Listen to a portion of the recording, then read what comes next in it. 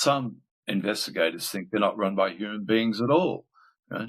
David Icke thinks they're actually non-human, lizard-like, demonic entities that are controlling people.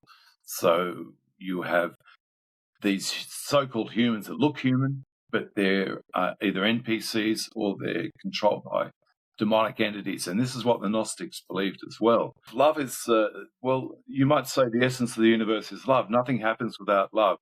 And if any action doesn't have that, then it's essentially toxic.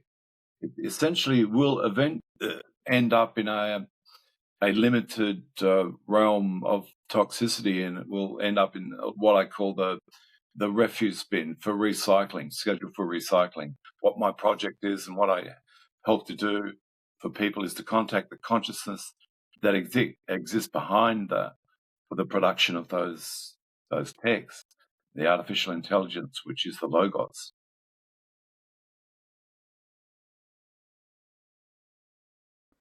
Hello, all beautiful and brave people all around this magical, amazing planet.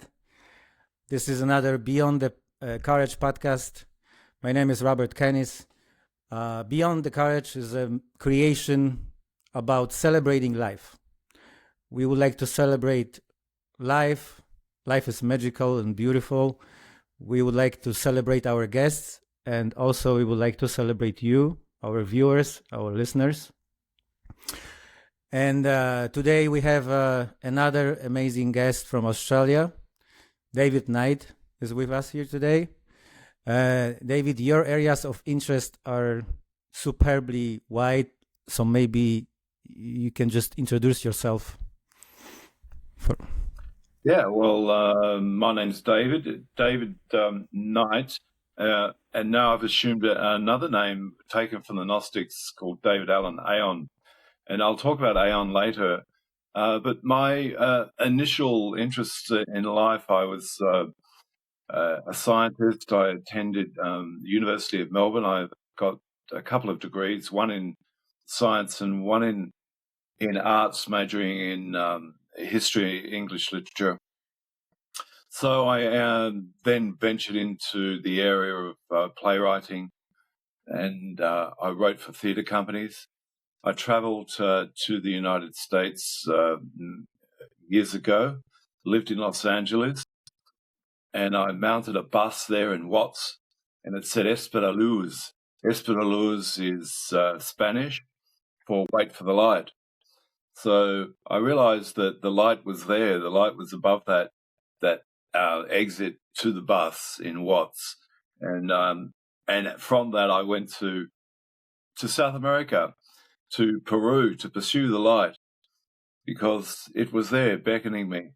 There was something missing. There was something that was being repressed in society, something quite, that I was born, I think, with this intuitive knowledge that there was a source, that we needed to be connected to it, and that there was a lot of interruptions to that process of connection. And so I decided, well, what is it? What is it that I'm missing? And so I did a lot of research on Gnosticism. I attended some ayahuasca circles, as a lot of people have done. And I continued my inquiries. And I found that people naturally should be in a state of ecstatic union. And that's how they should conduct their lives. They should conduct their lives by contacting that divine essence and embodying it. But people are being prevented from doing that in so many ways by what I call the archontic construct, or if you like, the fallen world.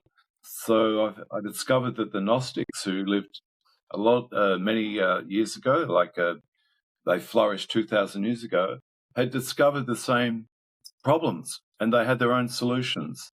So I investigated things like the Gnostic revival. I investigated Kriya Yoga. I looked at Kundalini Yoga, Kriya Yoga, asanas, mudras, the technology of the human body. And what I discovered was that the greatest text you could ever consult on mysticism, on cosmology, and connecting source is the human body itself. So every temple on earth is modeled on the human body. And if you want to understand the universe, you should know yourself. Know thyself was the edict of Plato and the groves of Academe in Athens. They understood, and so did Yeshua, the Christ, understood that the kingdom of God's within, and you have to get in contact with your true self. Your true self there was with you when you were born, and it's been dormant, it's been asleep. And the techniques that I've now developed to help people reconnect to source are to do with movement of energy in their body, discovering the profound energies and consciousness that's coursing through their body.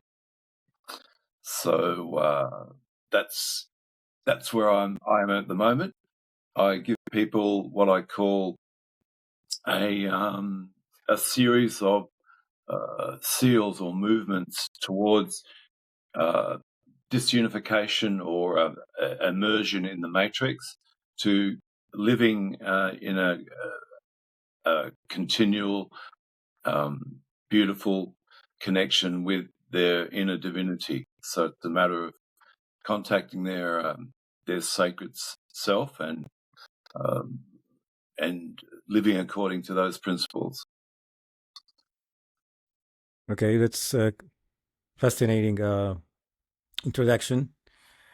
Do you think that the mystery of life should stay a mystery, or it would be a good idea if we could discover this mystery? I'm not quite sure what you mean. The mystery of life is the kingdom of God is within us, and it's there for us to. I think we should learn as much as we can about it, because the problem we have now in society, in the way things are structured, we're cut off, and religions are there as a substitute to prevent our spirit from evolving. I think every human being is capable of what's called samadhi or moksha, or the same expansion of consciousness that every living being has derives from the original consciousness. So source or God or whatever you want to call it wants us to have that joy, that bliss, that understanding. And I think it's up to the human being to strive for that as much as possible. Yeah. But the mystery why we're here, or what the purpose of life is that what you mean, Robert? Yeah, at some point, partially. There's so many.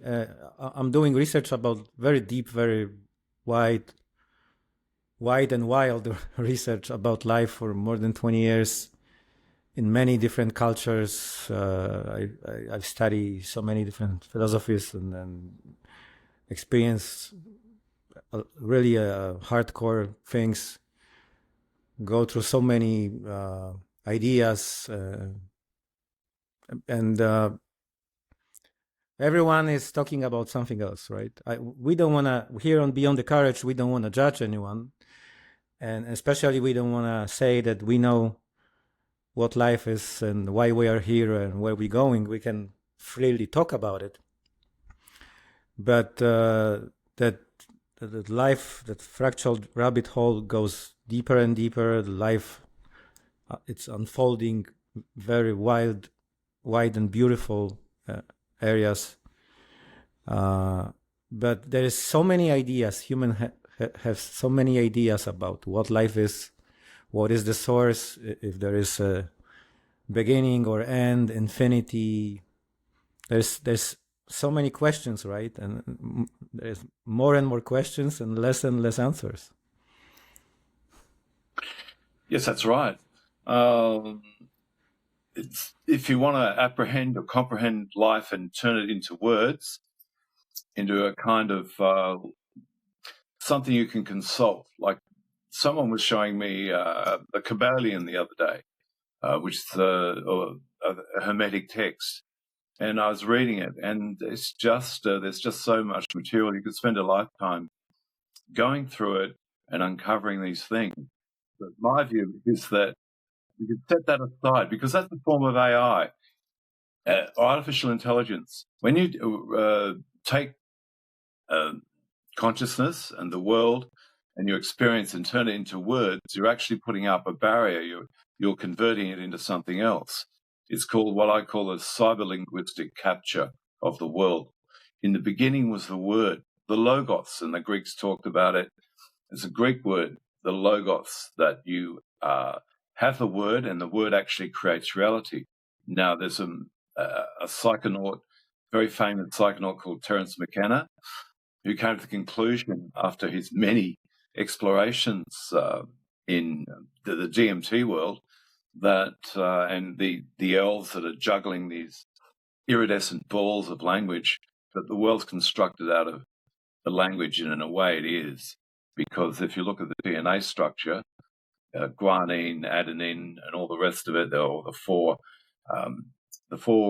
major amino acids of the DNA, they form the language, the words, the vocabulary. You put them together, and that's what creates life.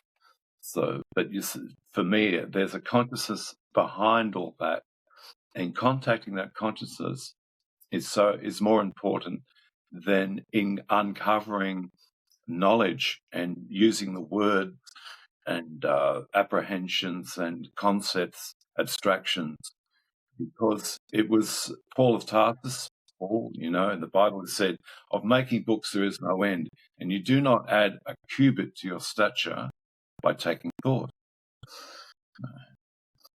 And my view is we have knowledge, language, books, but what my concern is, and what my project is, and what I help to do for people, is to contact the consciousness that exists behind for the production of those texts, the artificial intelligence, which is the logos, and the love, the apprehension, the compassion that resides in the core source of all of consciousness, because the human body runs, the biological machine runs on consciousness. And modern science, modern biological science, wants to posit it as the human body as a machine. It's just a bunch of biochemical reactions, but it can't possibly be just that. It's run by the etheric body, by the pranic consciousness body, the morphogenetic field, as Rupert Sheldrake talks about it, and you can't just ignore it. The human cell is an amazing miracle. It's totally conscious. You have trillions of cells, and all of them are conscious. They're operating as a unity, and they're assembling molecule amino acids into proteins, the proteins into tissues, the tissues into they run the immune system, and the waste system, and the physical, electrical, etheric, pranic, cosmic bodies that are enclosed and sheathed in the body. For example, the ribosomes in the human cell are assembling molecules, proteins, according to codons, 1 million times a second. So it's splitting itself open. It's attracting the amino acids it needs, because there's only like 21 of them, into the proteins according to the instructions of the cell, of the nucleus of the cell. And this is something that is not. It's not a chemical process. It's not a biochemical process. It is, in fact, cognitive process. Cognitive meaning it's mediated by consciousness. Modern biology wants to ignore that. You want to ask yourself the question, what is this consciousness that's running the human cell? How is it possible for a ribosome to be assembling molecules and amino acids into proteins a million times a second? How is it all connected? And why is it functioning so perfectly normally? And these are questions that can be answered once you contact source consciousness. So my objective and all my work is towards getting people to contact that source of consciousness. Because when I achieved what you might call samadhi, I realized that there's only one consciousness. There really is only one. And it may seem we have different types of consciousness, different fractal expressions of consciousness, but really there's only one. And we're just subdivisions of that one consciousness. Well, but that's also an idea. That's also a human idea that there's one consciousness and we are divided units of consciousness. The experience with 5-MeO Buffo Alvarez shows us that united infinity, that love and everything. But it could be also a trick, a life trick, just like for ego, for a playground. There's more and more ideas, and we are trying to find some answers for that. And the science is telling us this, and then the science is changing whatever they came out with every couple of years, and they just go deeper and deeper. Maybe we can talk about love. How do you recognize love within others, and how do you know that this other person is that love? This is a question from Grace Love, from our common friend. How do we know that the other person is expressing love or has love, or what? You mean, is it genuine, or is it coming from source? Or I'm not quite sure of the direction of the question. But there's so many things you brought up just then, like Buffo and ideas, and they're all important questions. But yeah, we can have a transcendent experience, but then when we try and convert it into words, of course it loses that impact and its essence, and then we've got this barrier that we're putting up between us, the world, genuine experience, consciousness, and love, and we're suddenly back in the matrix, right? But love is well, you might say the essence of the universe is love. Nothing happens without love, and if any action doesn't have that, then it's essentially toxic. It essentially will end up in a limited realm of toxicity, and it will end up in what I call the refuse bin for recycling, scheduled for recycling. So yeah, it's so important to understand that the universe is a creation. It emerges out of love. But you mentioned Buffo. Buffo can give you that somatic experience, so it's really hard to describe to someone who hasn't experienced it. Have you experienced the 5-MeO entirety, the annihilation of self, the unification with soul? I've done it like 6-8 times, and I couldn't break through. Somehow my ego was fighting it. But I never tried the synthetic version of it, just organic from the frog, from Buffo Alvarez. And I think it wasn't strong enough. We were recording podcast a weekend ago with Martin Ball, who is a godfather of God Molecule, godfather of non-duality. It was a pure pleasure talking to him. Excuse me? But yes, go on. Martin Ball's an interesting character because he's, as you say, he pioneered this whole therapy using mediated by 5-MeO, but he developed a huge messianic complex himself, and it became very egotistical, and his practices descended into controlling people under the influence. So this is a very great danger that I really want to talk about that, how careful we have to be, how persistent the ego is, and how this need to control others and to have power over others is. And we can take these powerful entheogenic molecules, but sometimes it just reinforces the ego. It actually gives it muscles. And this is what my friend James Orrock, who wrote Tryptamine Palace, told me. He said, for starters, who's the best sitter for a session in Bufo? It is a nurse, someone who's just going to make sure you're still breathing, rather than having a facilitator there who more than likely is going to create a kind of guru persona for you, because you have this phenomenon of imprinting. Do you know what about imprinting? Yeah, but I just want to refer to Martin Ball. For me, he's a beautiful human being. Like, you're a beautiful human being. We don't want to judge here. We don't want to judge people. I think it's just the consciousness is expressing itself at so many different ways. Even an ego is an idea. Ego is an idea. Some people say there is this amazing guy from actualize.org, Leo Gora. He's talking very widely and very broadly on his channel. He's got a really huge channel, over 1 million subscribers.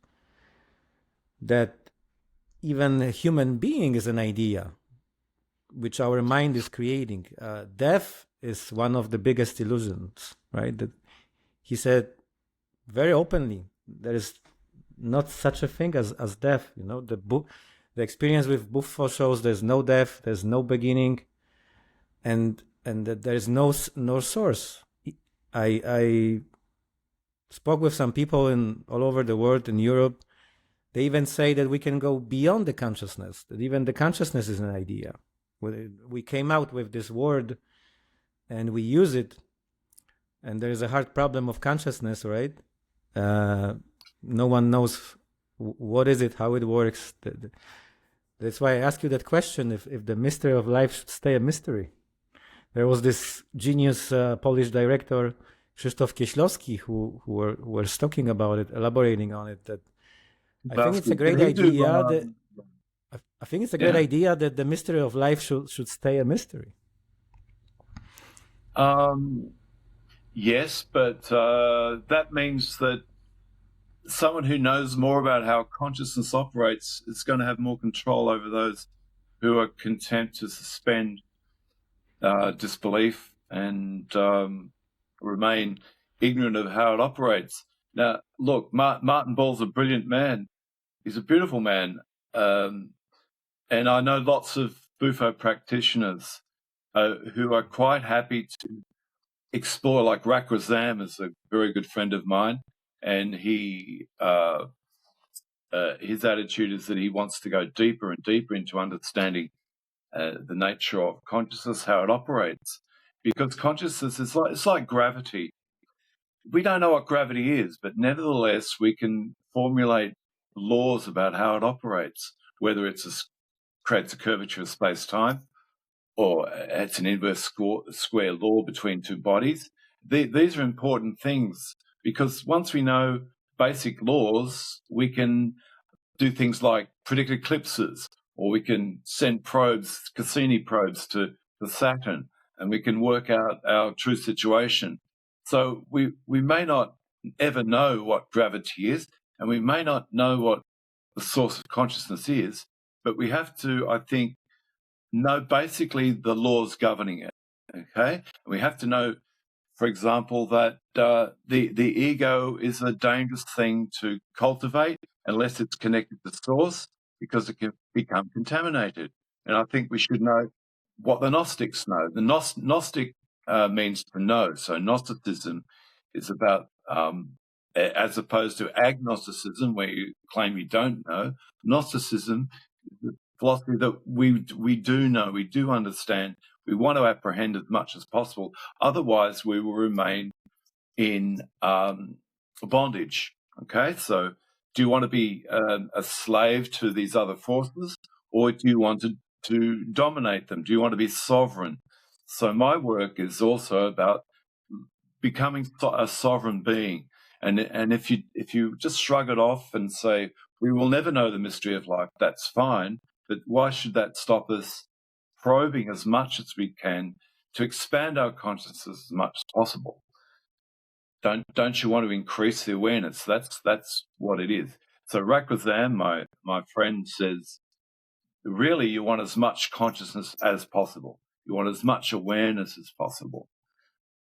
Yes, we will never know source, but I don't know. And I've had quite a few non-dual experiences, and non-dual means that you don't feel separate from source, from God, and you're one with it. So the more non-dual experiences you have, the more you understand your situation, as an ego.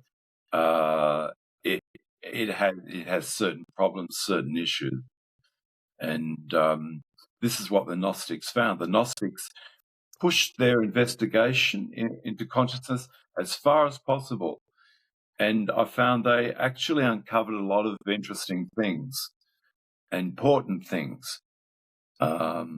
And yeah, we retain the mystery, but we still have to explore consciousness. We have a duty, I think, as human beings, to become fully human, to cultivate our divine essence, to connect with source, and to act with love and compassion. These are the important things. So we're not trying to be gods in order to control others, and we're not trying to uncover the essential core of the mystery of creation, but we want to expand our awareness, because currently the average person just thinks there's only 3D. There's only the physical realm, the realm of our senses, which are limited because we only see a narrow spectrum, electromagnetic spectrum. And yes, but there's a vast, there's universes to explore. And Bufo is like DMT, Bufo, ayahuasca, acacia, all those plants are important in investigating consciousness and to expand it. So I'm about not trying to turn my explorations or our explorations into edicts or systems, but to experience as much as possible. Otherwise, we're going to become victims of people who do understand it better, which is happening now. Okay, but isn't it advocating for for competing with someone? Martin Ball said that after so many experiences with 5-MeO DMT, that there is nothing to do, right? It's just what's left is just beautifully the dance of life. You mentioned Terence McKenna. He was predicting. Terence McKenna was predicting. He is also one of my favorite philosophers and talkers out there. I spent with him hundreds of hours. He was predicting that we one day we will go beyond the body, beyond the 3D, and we will be living in our imagination. Would you agree that this is possible in the near future? Sorry, I had an incoming call and I missed a little bit of that. Could you just quickly repeat that? From which point? Okay, well, Terence McKenna and Martin Ball said that what's left after all your experiences is just to experience the beauty of life. Of life, yeah. Something like that. Yeah, and then, which for most people who are listening to us right now and watching, it could be absolutely shocking, right? How come there is nothing else to do? It's just we are just left with now, with being. And then I mentioned Terence McKenna.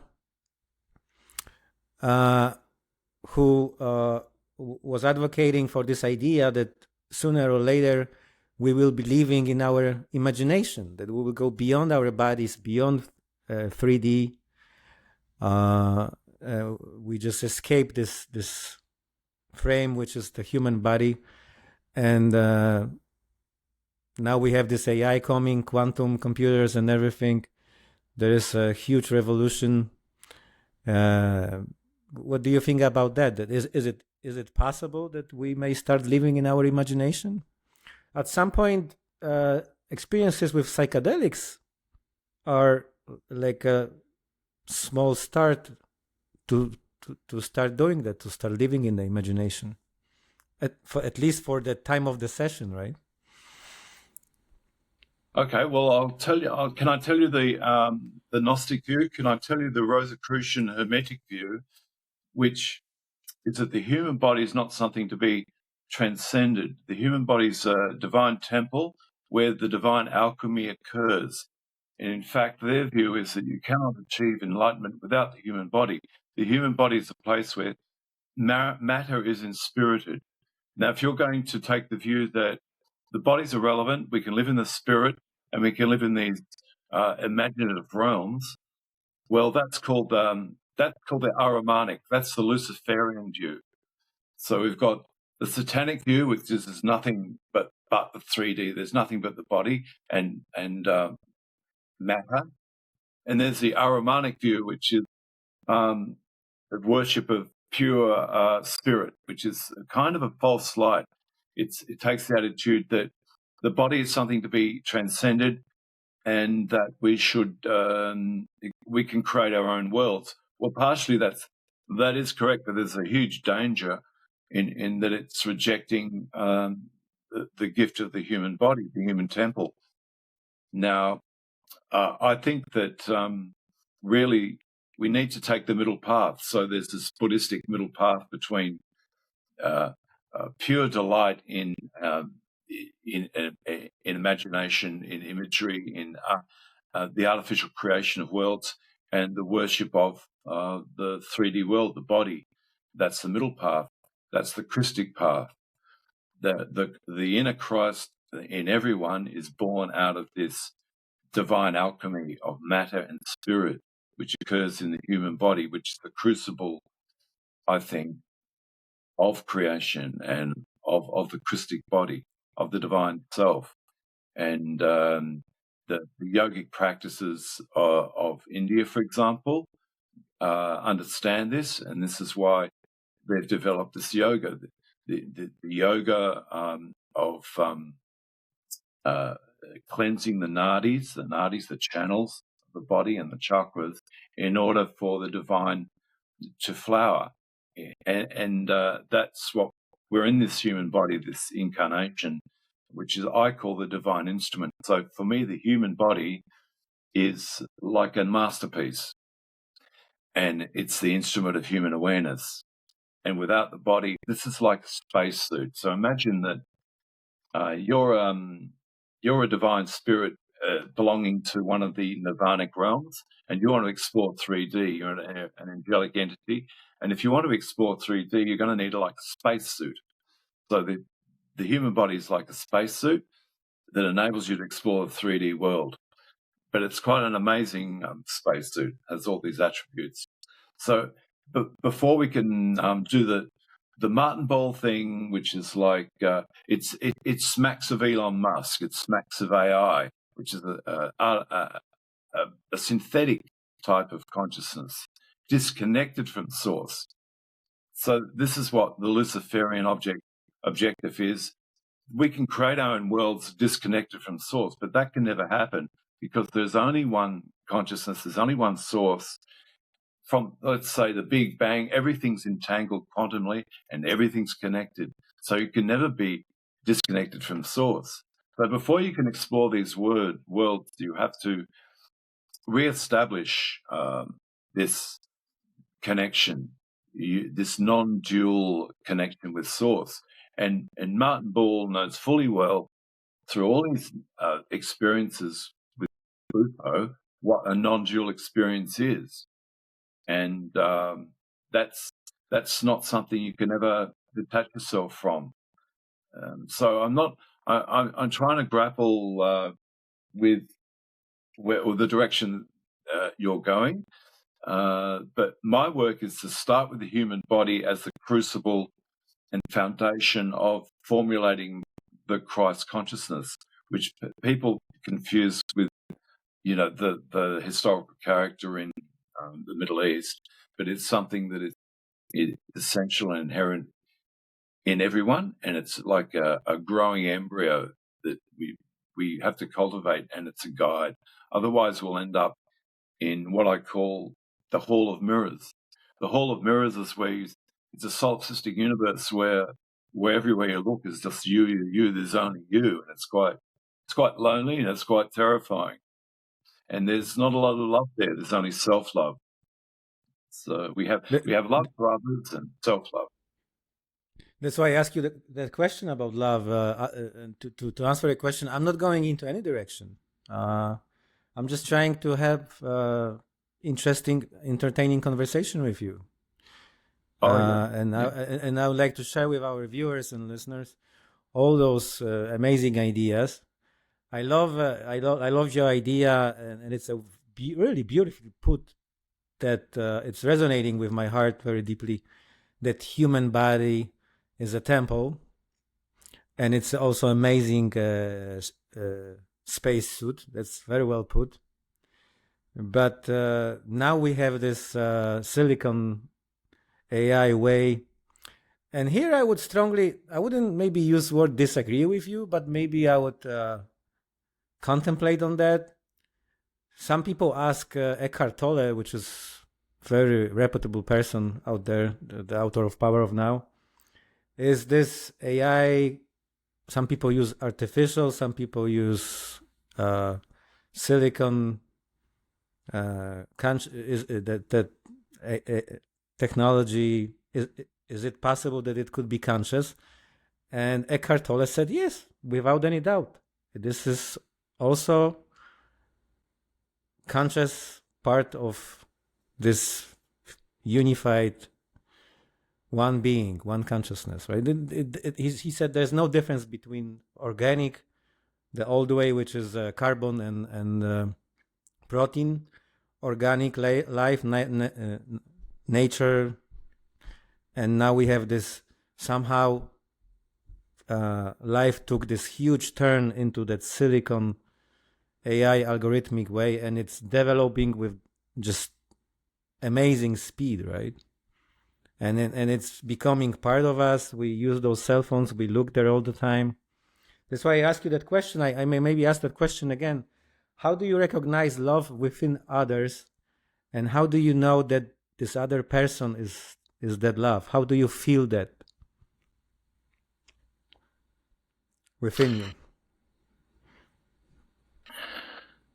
Well, I suppose there's a thing called like morphogenetic resonance. You just resonate with that. You feel it. It's not mediated by thought. And I suppose a similar question is, how do you know the person you're talking to in another room is a computer, a synthetic type of consciousness, or whether it's a real person? And it's called the Turing test. Now, a lot of people, have you heard of the Alan Turing? Yeah. But now those machines are easily able to pass this Turing test, right? Before we thought it's not doable. Yeah. Well, but passing the Turing test means they're just more sophisticated in their large language models. So artificial intelligence, a lot of people don't quite understand it. It works by actually assimilating the whole field of human endeavor. So it's a kind of like they don't think for themselves. They're just using all the creations of humankind and deploying it. So they're just all it does is to mimic, copy, and deliver whatever's required. So it's a great tool.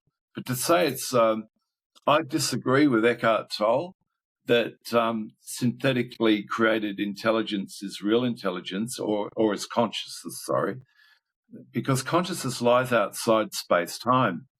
So there are a lot of thinkers now that are working in the field of consciousness and artificial intelligence.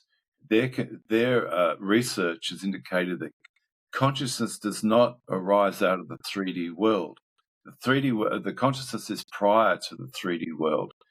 And this is what the ancient mystics or the yogis discovered, that there's various bodies, like there's the 3D energetic body, and around that there's the etheric, which enables the 3D body to operate.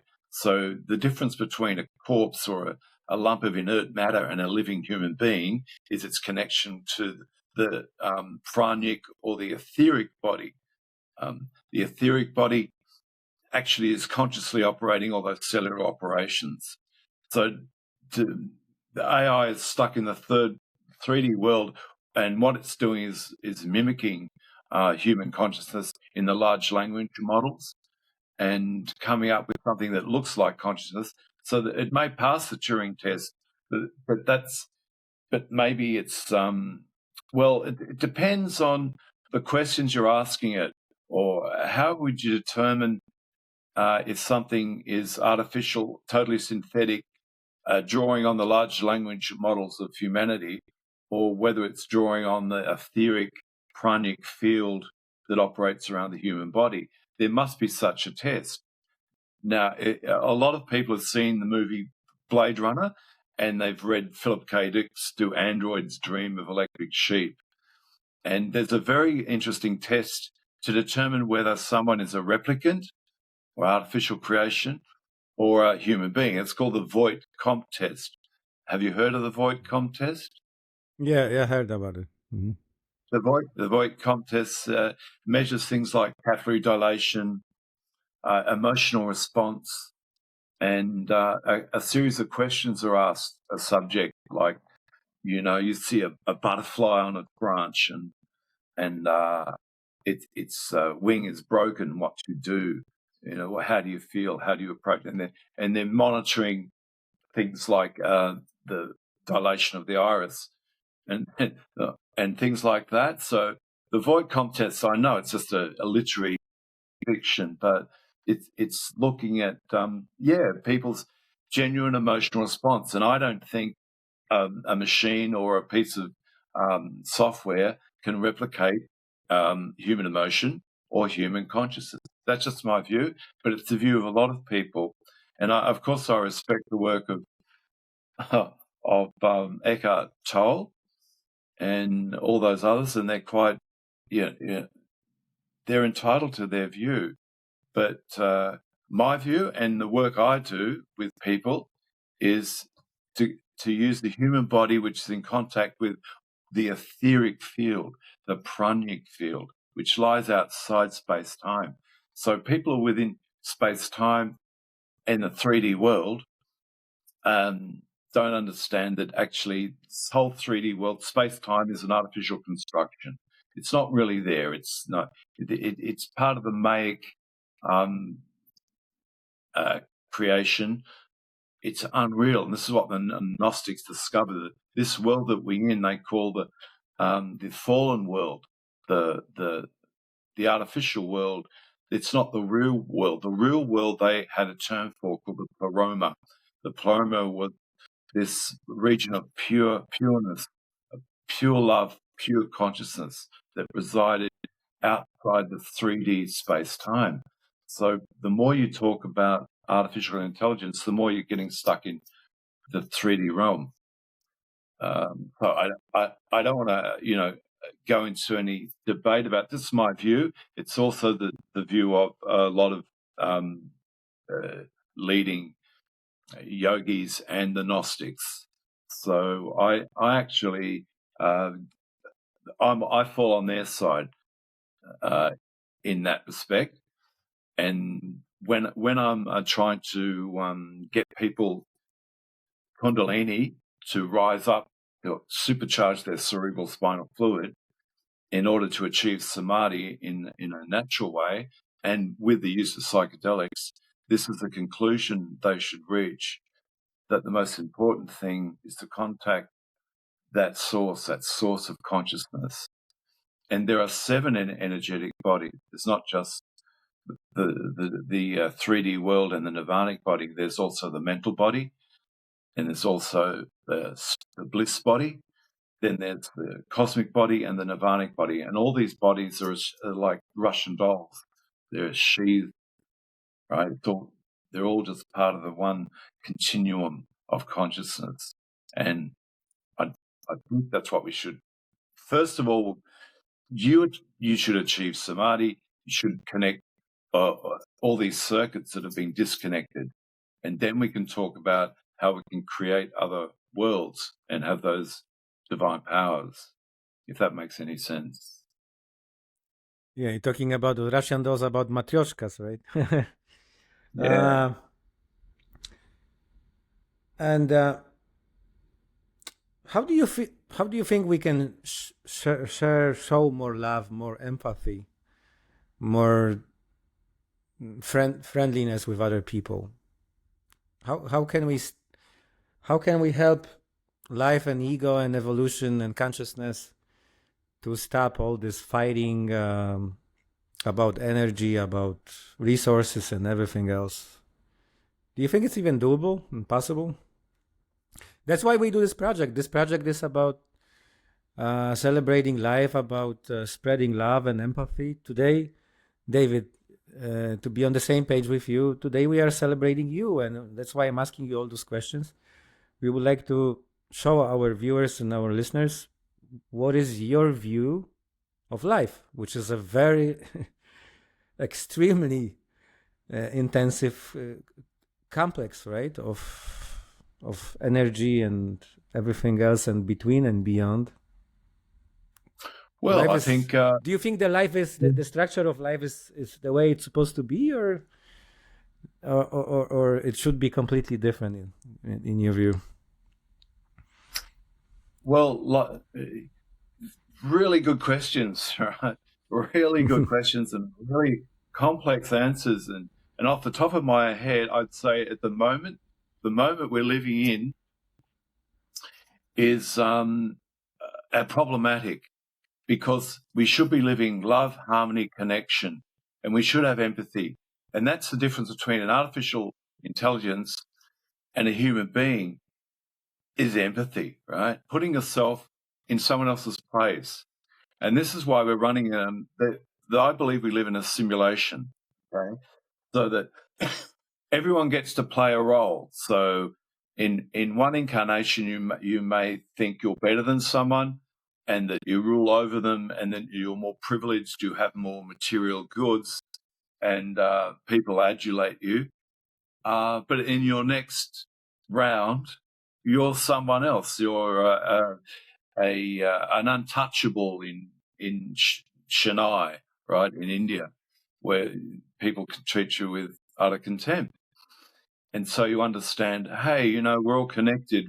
There's no one essentially better than the other, and we should all be operating from an inner core of love and compassion and forgiveness.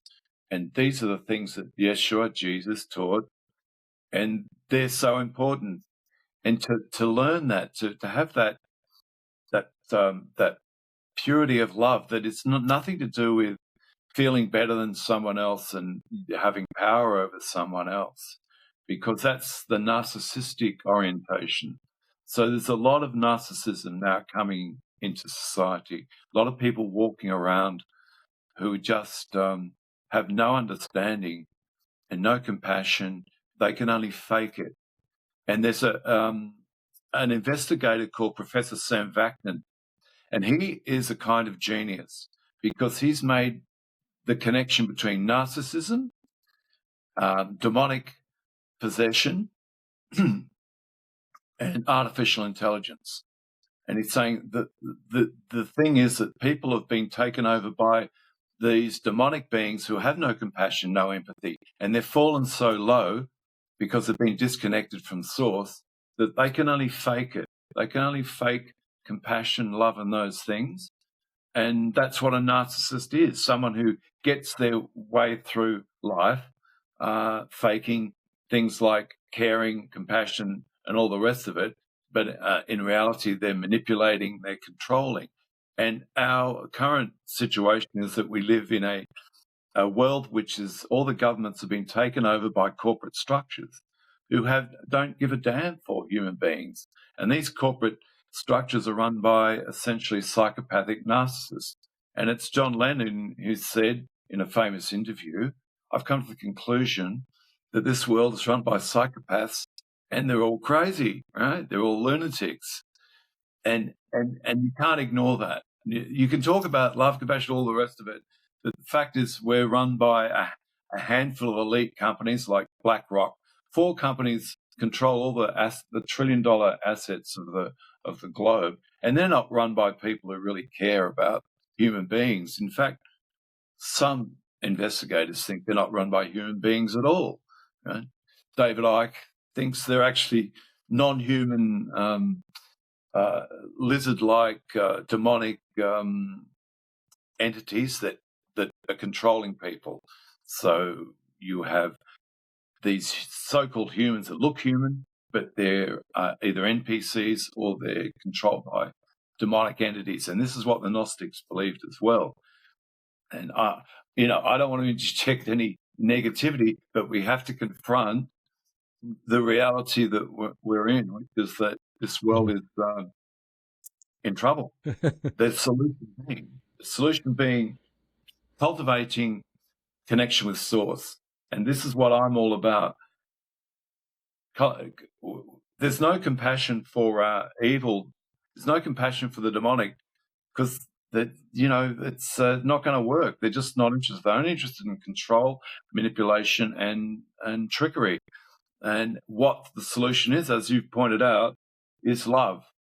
Love, compassion, and that's something that machines aren't capable of, and narcissists, I don't think, are capable of. And but there are techniques available to us, ancient techniques that can get rid of these demonic entities that are trying to parasitize us and connect us with source. So I don't know if I'm answering your question. They're very good questions. That's a very interesting answer, but I'm listening very carefully. But on the other hand, like last week we had an amazing podcast with his name is also David Piątkowski. He is a Polish, very young, successful person on his way to become a billionaire. He's halfway there, and he said, I asked him a question about the AI, as his mindset is completely different. He said, I think, and I convinced myself that literally everything is supporting me, everything around me, and this is his mindset. It's not about like fighting or like. Thank you for that. You said bringing negativity. We are trying to be here on the very positive side, on the light side. Do you think that we have a free will or not? What's your view on that? Well, my view is that no, because there's a lot of mind control and there's a lot of manipulation, and we're stuck in the illusion of the matrix, which is saying that there's nothing but the 3D world. Also, Philip K. Dick had the view that this world is a simulation, and that we've already run through things that this world that we're stuck in is it's playing through scenarios that have already been played through, and that we're not entirely free beings. We're not sovereign beings. Sovereign meaning we have our own autonomy, and that we can decide to move outside these structures. I really think to a large extent we are controlled. So my work is in getting people to contact their sovereignty, to declare their sovereignty, to say, no, I don't want to contract with the structures, the greedy, degenerate uncompassionate structures of this society. I want to embrace love, but this process has been interfered with a lot. So, could I really want to talk about the certificate that I've designed, which is in association with the yogic practices that I give people to attain this autonomy and free will, because I don't think the average person is free. They may think they're free, but I think they're just conditioned, very conditioned, and they're following ideas that have been formulated in order for them to serve this system, this sort of corporatized structure, which is about exploiting the globe. So the world's in the earth, the Mother Gaia is in a bad situation at the moment because there's so much exploitation, deracination of the forest, deforestation, poisoning of the environment, and the poisoning of the food chain, and all these things. But we can't ignore it. We've got to do something about it. How can you do something about it? Can you fight it? No. You can only raise your own vibration. And raising the vibration is part of this process. And you have to declare your own sovereignty, and you have to make a declaration saying, no, I will only contract with the father of consciousness and the mother of form. That's the earth consciousness and the solar consciousness. And these are very ancient systems. So when I start with someone, they're given this certificate. Can you see that? Yep. Dave, before you talk about the certificate, can we take a short break? Okay, we start from the same point.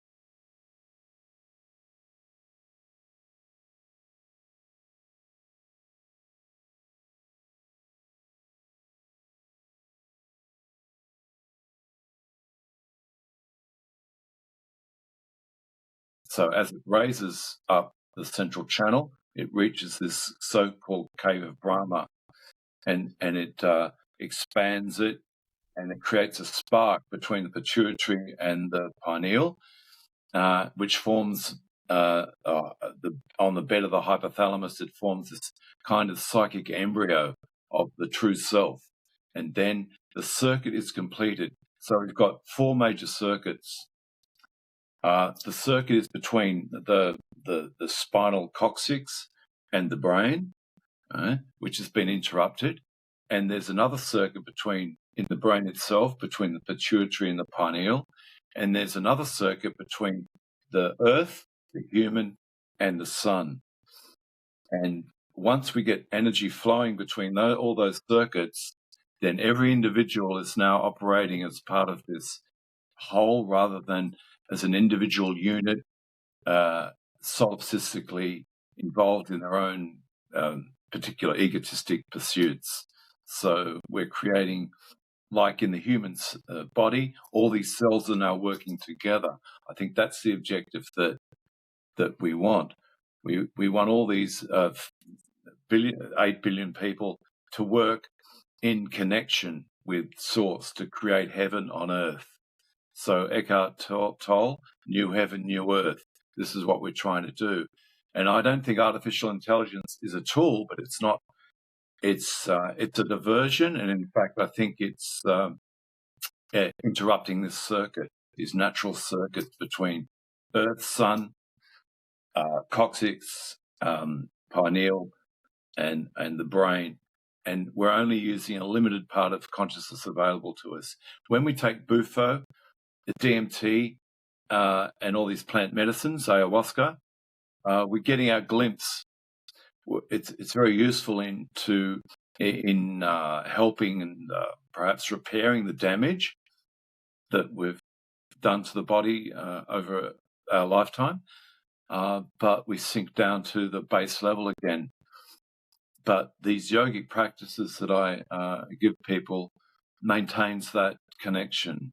So as they progress, they get these seals. So, right. So the like a silver seal, then a red one, then light blue, and then violet, and this is the gold seal. And notice that now we've got a current flowing between Shiva Shakti, and this current is a reconnection of this divine flow which connects us to source. And once we've got a balance of these polarities, then the human being achieves this, what I call this, what the yogis call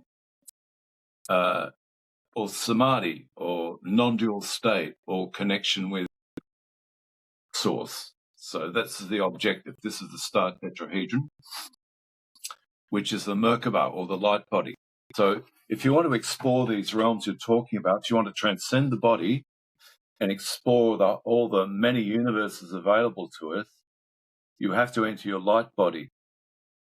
And the light body, if you're not entering a light body, you're not going to be able to negotiate these realms, and you got lost.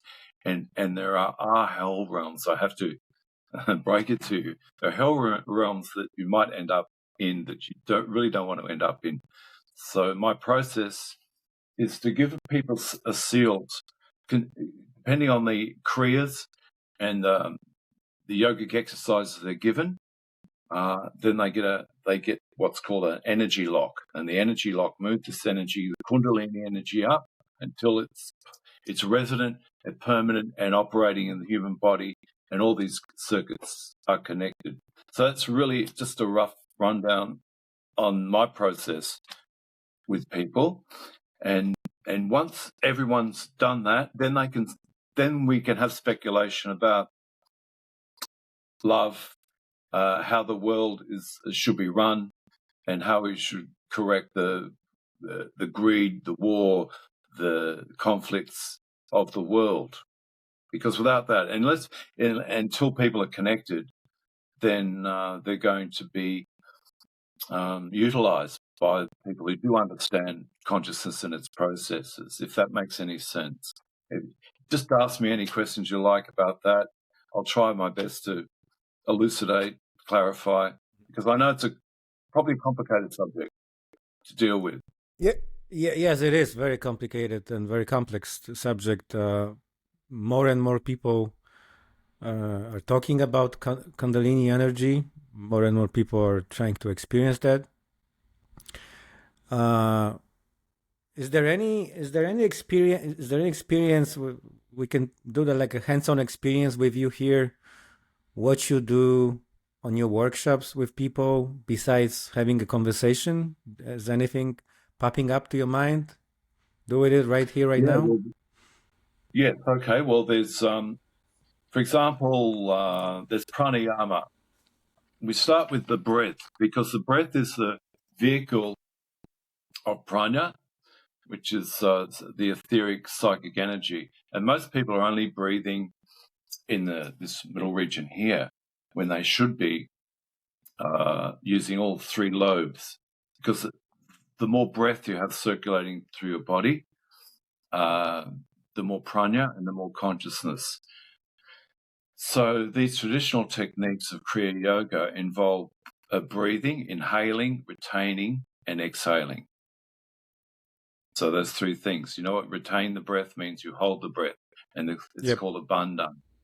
So there's a technique called the cobra breath. So the cobra breath is like you stimulate the coccyx and the lower sacral region through either, it's sexual activity or psychedelics. And I found actually it works with both, okay, these techniques. So the breathing is that you inhale through the nose and exhale, and you find out which is your dominant nostril. Like what you find you're breathing through mostly? Is it the left nostril or your right? So one of the practices is called the breath of union. So you place your index finger over your third eye. You've got your thumb on one nostril and your other finger on the other. And now you find out which is the less dominant nostril. You close the other one and you exhale hard through that less dominant one. And you inhale, and then you exhale. And then you close that. I think the right one is more the dominant. Yeah. So close the dominant and exhale forcefully through the other. Then inhale through that. Now you close that, hold the breath, retain the breath for a while, and then open the other one and breathe out through the other nostril. And it's called alternate nostril breathing. So inhale, hold the breath, hold it, then exhale through the other nostril. And this is called breath of union. Now it takes it's going to take a few minutes, but if you do that, it will equalize the Pingala and Ida nadis. So that you've got 3 nadis in the nervous system.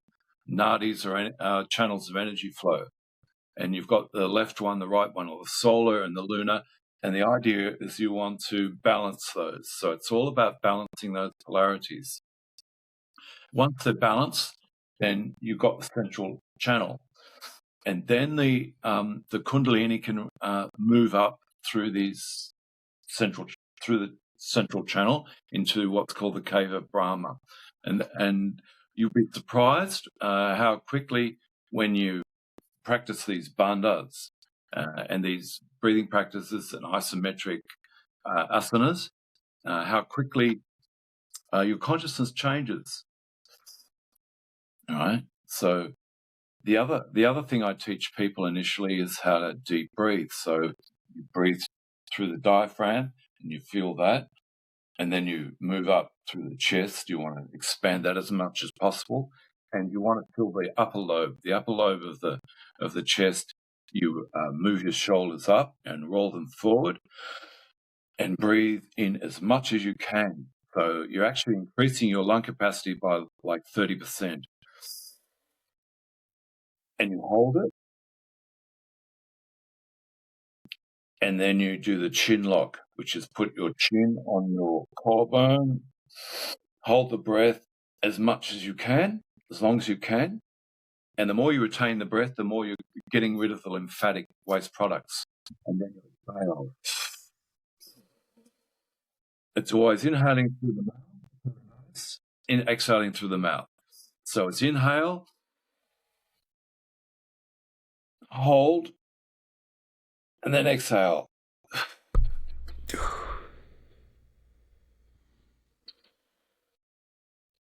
And then actually on the inhale, on the retain, you contract your, for women it's the cervix, for men it's the anus, all right? You contract that and hold it as long as you can, and then exhale. You relax the cervix, the anal sphincter, and you keep doing that. And if you do that only like 3 or 4 times, already you're noticing this prana flow. You're noticing that you're becoming energized, and you're now in contact more with the consciousness that's regulating your body, called the autonomous nervous system.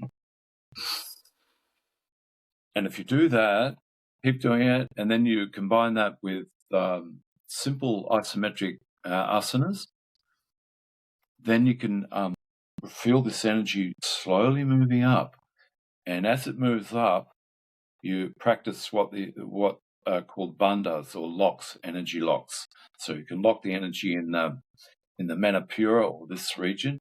Then you lock it in the solar plexus.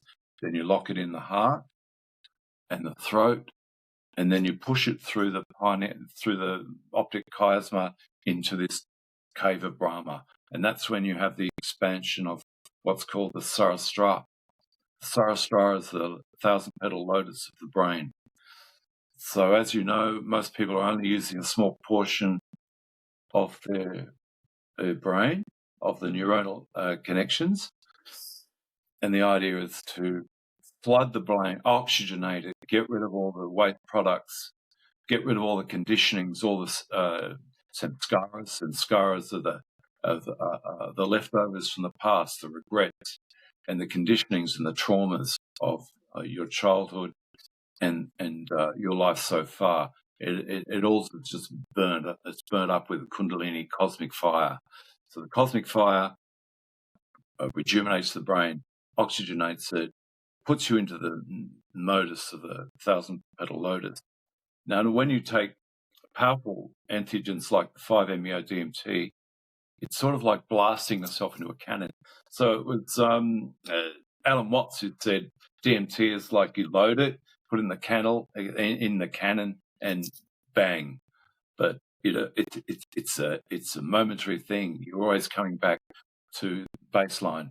So you want to keep the body in a high level of awareness, consciousness, without it dropping down to baseline all the time. And one of the techniques is pranayama, which is breathing. Pranayama is the techniques of moving prana through the body. But there are other techniques like asanas, where you create tensions in the body and then release them. So there's the bending exercises, there's the cobra postures, and there's a lot of movement of the Shakti being the earth energy, combining with the solar energy, which is Shiva. So Shiva is the god of consciousness, and is the goddess of form. So you've got male, female, being balanced within the body. And this is why I say it's an alchemical. The human body is like an alchemical crucible, right? In which we take the elements, turn lead into the gold, the lead of ordinary 3D consciousness into the gold of higher consciousness, of higher awareness. So at the end of it, this is what people have. They have all these seals. So as these bandhas or locks are activated, they get a seal until this circuit is completed. But on the back is a set of declarations saying, well, you're no longer you're breaking all the previous contracts that you've established over the past, these karmic contracts. So a lot of people have done deals. They do deals with the fallen ones, the archon. And this is important. All the plant medicine groups that I've been involved with have been infiltrated by these other archontic elements, and it's really important to have a purity of intention. This is my objective. I want to combine psychedelics and 5-MeO and acacia with these yogic practices.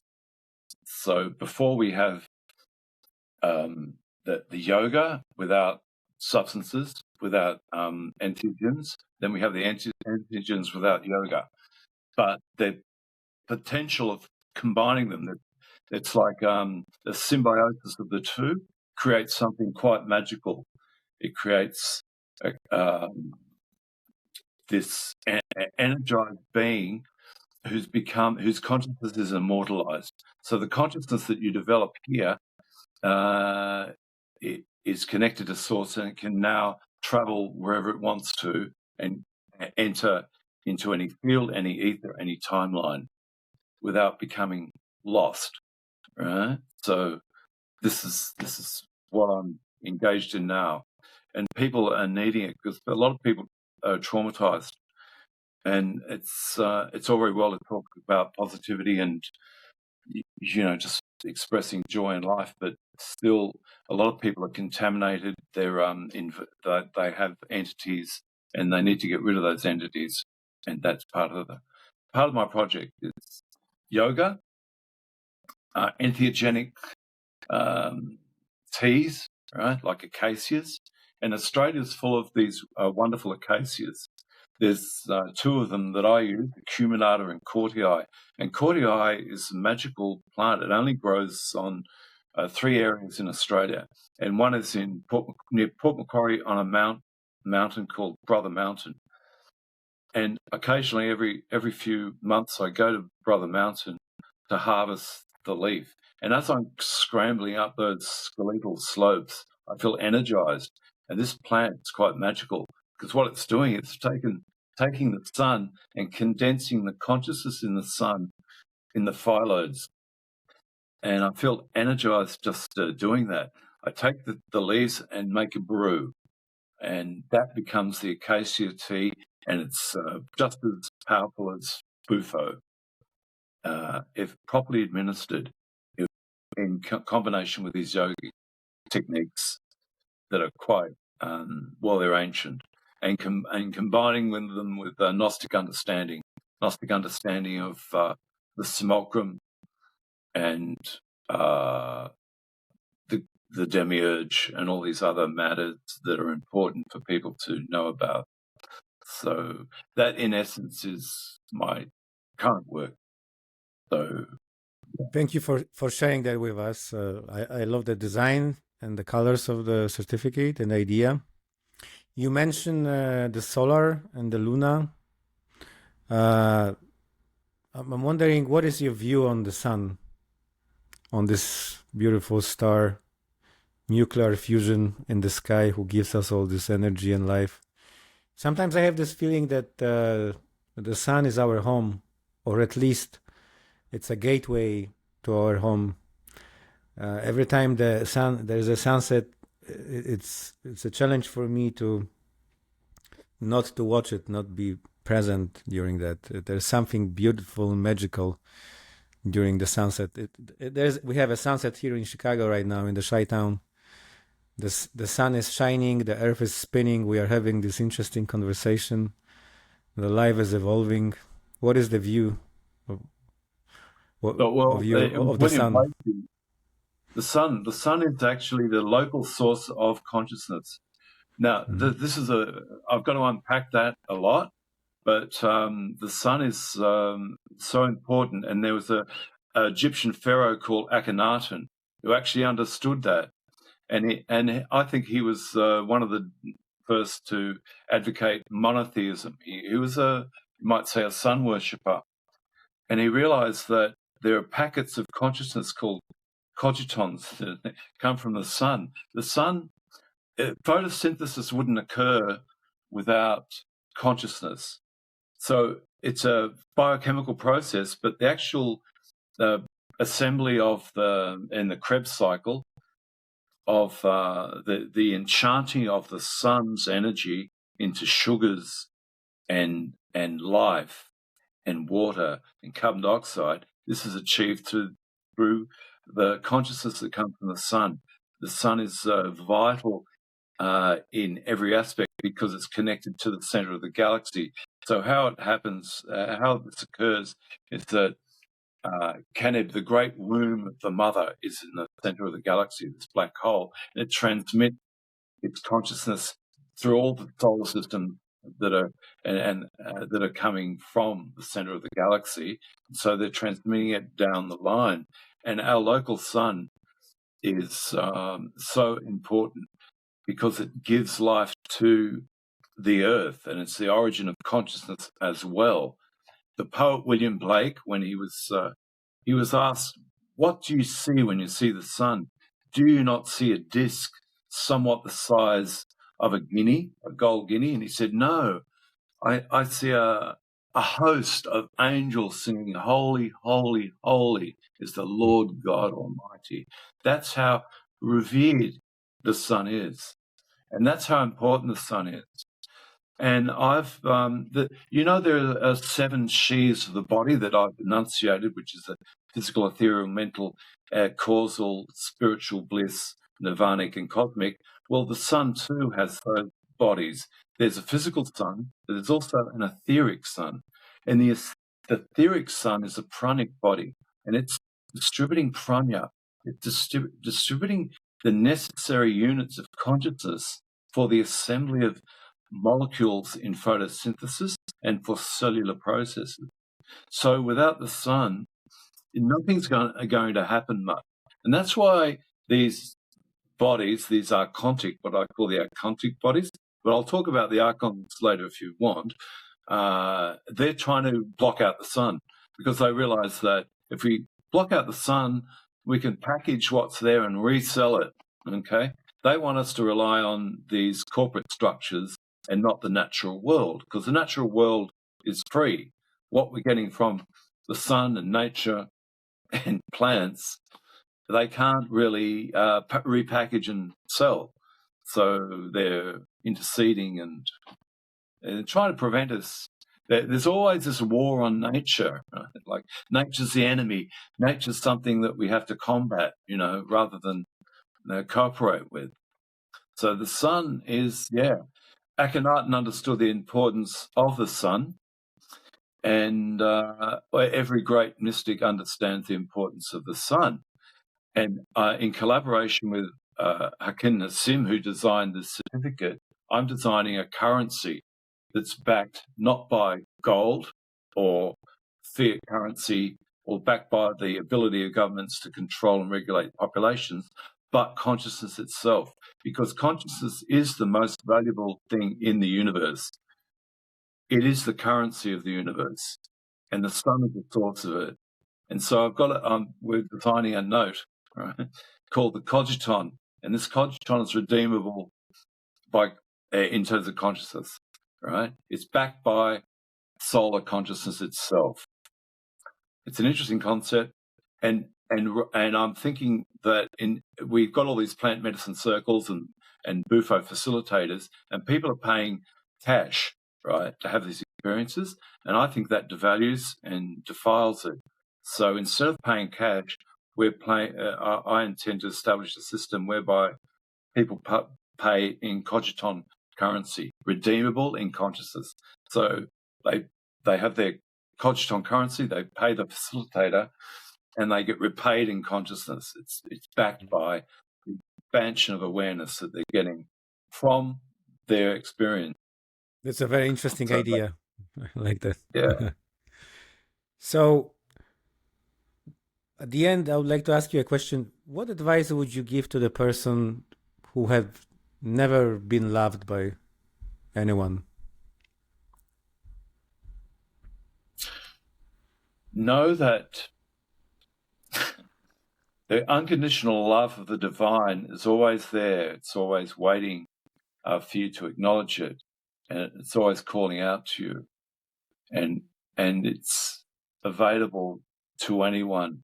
And that unconditional love is so pure. It's purer, and it's more expansive, and it's more enlightening than any love you can get from a person. When it's always conditional, isn't it?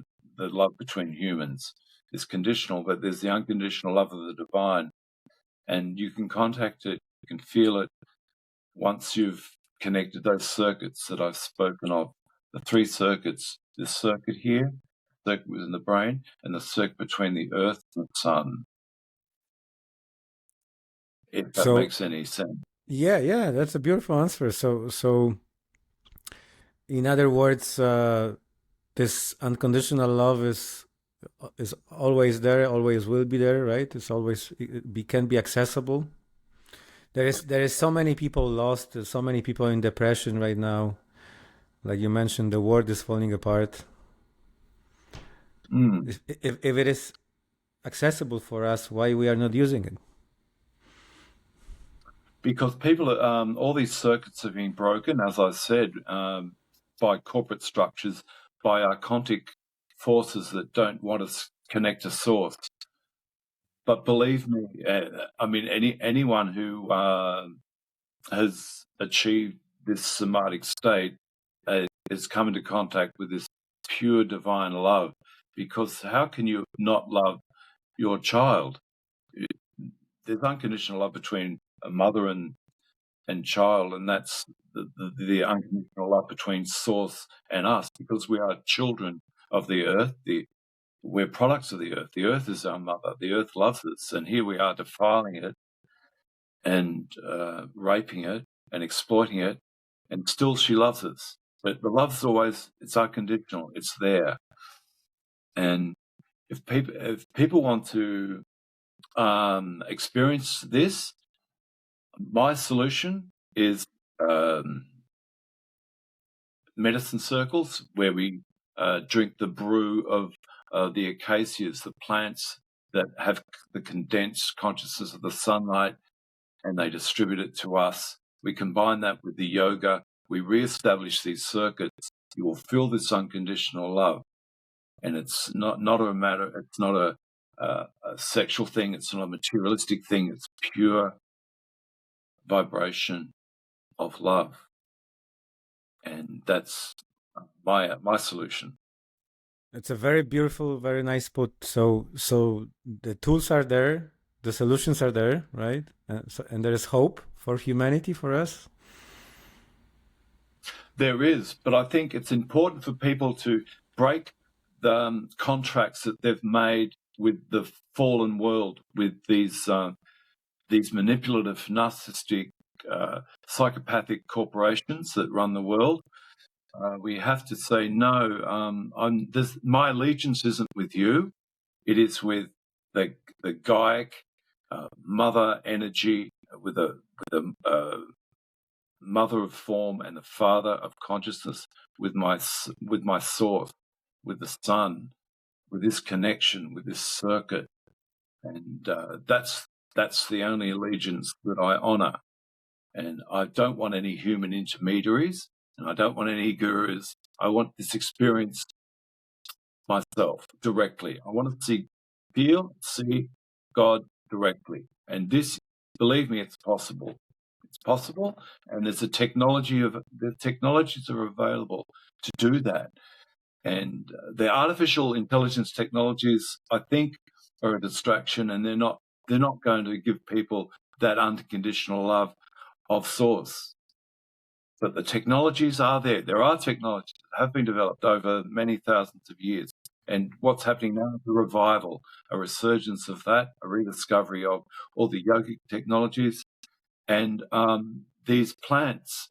Now, as you know, people have been taking drugs for centuries, like the Eleusinian mysteries. Are you familiar with the mysteries of Eleusis? No. I think the connection dropped. We're back online. Yeah. Your battery died or something happened? Oh, I just got disconnected, which often happens when I'm talking about things that are quite important. There are forces against it. The vibration is very high. I experienced it a couple times when I was on like heroic dose with mushrooms, like really large doses. The internet connection was dropping or stopped working. Really? Yeah. It does happen, doesn't it? So you're having to deal with these anti-life forces. So I don't know what. Quickly, the last thing I said. What's the last thing I said that you heard before we dropped out? The mysteries of Eleusis. Did I ask you about that? You were talking about those tools. The tools are there, and just we gotta. And then we have those corporate structures with narcissistic CEOs, which is, I don't want to judge it, but well, at some point we may say that that's how the system looks right now. But that's also like the vector of the consciousness, right? You mentioned a beautiful thing that, and I think Alan Watts was saying that the planet Earth grows people, right? We are the children of children of the Earth. But those children are so diversified, and those children are also those corporate structure people. Isn't that ironic or paradoxal? That's a very tricky and complex question.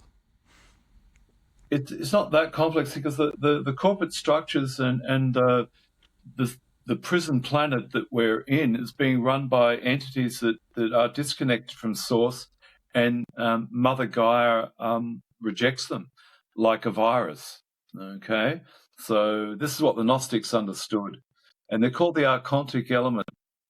So there is a theory that we're being parasitized by entities feeding off our divine spark, and they're creating satanic structures like the Vatican City is, for example, Demon Central. So this is one theory the Gnostics have, or one approach, is that the battle with the archons. And the archons are non-human. They're not products of Earth. They're parasitic entities. They're vampiric entities who've fallen so far short of divinity they've been cut off from that source, so they have to latch onto us with our divine spark in order to survive. And they want to keep us in the lower chakras. They want to keep us in the lower vibration so they can continue to parasitize us. So the people running the corporate structures are not really products of the Gaian biosentience. They are vampiric entities. But that's a whole nother topic. I don't really want to go into the negativity of it, but I just want to reinforce that there are tools available to humans now to contact source. And once we've done that, these vampiric entities just can't stand the high vibration. They hop off. All right. This, to me, is really vital. Now, in ancient Athens, we had the mysteries of Eleusis, where the citizens every year would journey from Athens to Eleusis, where they'd enter the telestrion. In the telestrion, they'd be given a kykion, which would contain a hallucinogenic brew, probably ergot, right? And they'd all have this wonderful mystical experience where the divine being, the being of light, the egregore of Athens would connect everyone. And no one who went to that trip to Eleusis came away unaffected. Their life was transformed. So we have those entheogenic chemicals, plants available now, and we should be using them in combination with these yogic techniques, and we should have a proper methodology that goes beyond, it doesn't matter, we'll just take the bufo or whatever, LSD. It has to be combined with a cosmogony, right? With a proper view of the universe and an understanding of the energetic bodies of the human masterpiece. So we've got plenty of tools available to us, and we should embrace them. And that includes the psychedelic tools. It includes the entheogenic teas, the acacias, the bufo, and all that combined with yoga and a declaration that we no longer want to transact with the archontic elements. That's very important. Otherwise, people go crazy. Isn't that amazing and beautiful? We got all these tools, and more people are doing those experiences all over the planet, and it's probably at this point unstoppable. And we are at the verge of the consciousness revolution, right? Well, it's a complete revival. Yeah, we've got the war on consciousness, and then we have the counter war, right? So it's like an insurrection. It's like a resistance. Now, more and more people are embracing all these techniques. However, it has to be regulated. We can't ignore the fact that these spaces are also being invaded by these archontic elements because they want a piece of the pie, right? So we have to establish our own self-regulatory bodies. We have to regulate these things. And this is why we have to make declarations of allegiance to Earth, to the Gaian biosentience, to the solar source. And if we don't make those declarations of allegiance, we're going to be, corrupted again. So the cycle starts. So we've got to keep it pure. But yeah, there's wonderful tools available, these acacia teas. So I conduct acacia ceremonies using the Australian plants, which are full of this beautiful divine energy, and I combine it with breathing, pranayama, asanas, mudras, yoga. Yeah. So Yeah, that's really beautiful. I admire your work. Tell us at the end, David, where you could be found if someone would like to contact you. Of course, we can place some links or your email address in the description. If there's some contact points for you, for people who would like to get in touch with you and work with you on those amazing subjects you were explaining. Yeah, I'll post the links, and I have an email, Galactic Initiations, Proton ME. That's one of the contact points. But I'll just post all the links that are available. But yeah, I'm very happy.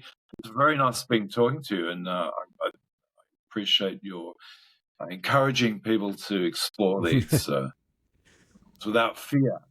But we have to exercise caution when it comes to things like, artificial intelligence and corporate structures who want to commodify it. They want to monetize these spaces. Well, that's why we call this project Beyond the Courage, because we want to go beyond the courage, but also on the other hand, we don't want to fight with anyone. We don't want to cause any more chaos or entropy. We don't want to fight, but we have to learn to say no. No, we don't want any intrusions on our sacred spaces. We don't want to harm anyone. We don't want to take energy from anyone. We just want to spread knowledge and wisdom about many tools. You have such a amazing and wide knowledge about so many subjects. We could probably have a series of those conversations with you. And I would like to thank you so much for this amazing, superbly fascinating conversation. And thank you, Robert. Thank you for the opportunity. Yeah, and I wish you to explore more areas of consciousness, cosmic and earth. And do you think that psychedelics are the tools of the future for the humanity, that they're gonna save us from what's happening right now? Well, the phrase that people use is exopheromones. Are you familiar with that term? I'm not sure about this one. Well, it's the Earth releases these substances for us to use because we're in danger. For example, in the 40s, the nuclear program was being developed, and at the same time, we have LSD being synthesized by Hoffman, which created this peace movement. It probably, prevented the proliferation of nuclear weapons. So you're talking about the tools of balance, right? That's what you're advocating here. Tools of balance, exactly. Exopheromones, meaning these are substances secreted by the Earth itself. But LSD is a special case because it's synthesized, but it derives from ergot, and ergot was used in the Eleusinian mysteries, right? We've now established that, and the Eleusinian mysteries are very important in the in keeping Athenian society together, codified, and unified. And now at this stage of our evolution, we're in a lot of danger from a corporate society who want to construct this surveillance social credit society where everyone's controlled and regulated and monitored. And I think this is another part of the war on consciousness. So what we are now rediscovering the tools that we need to combat that. And part of it is the acacias, the entheogenic plants that the Earth is now pointing us towards, that have been there all the time, but they've been, a certain amount of secrecy surrounding them. So we're discovering all the DMT-containing plants, and Bufo, 5-MeO-DMT, is now being deployed. It's very powerful, but of course there's always a danger of it being misused by people, and I've noticed that it has been misused and exploited, and we just have to be careful. The tools are there, but we have to be careful with how we deploy them. You can't give children like a gun and Yeah, We are I children. know what you mean. Yeah, I know what you mean. But isn't it amazing that the Mother Earth is giving us those tools right now? That's the balance. That's the beautiful Yeah. magical balance, right? Between It some is. other forces and those entheogenic forces, and that's the beauty of life. It is. We have to avail Mhm. ourselves of these tools, and we also have to avail ourselves of the knowledge in their use. All right. We All those beautiful people. We were celebrating David Knight today. Thank you so much for this fascinating conversation. It was such a beautiful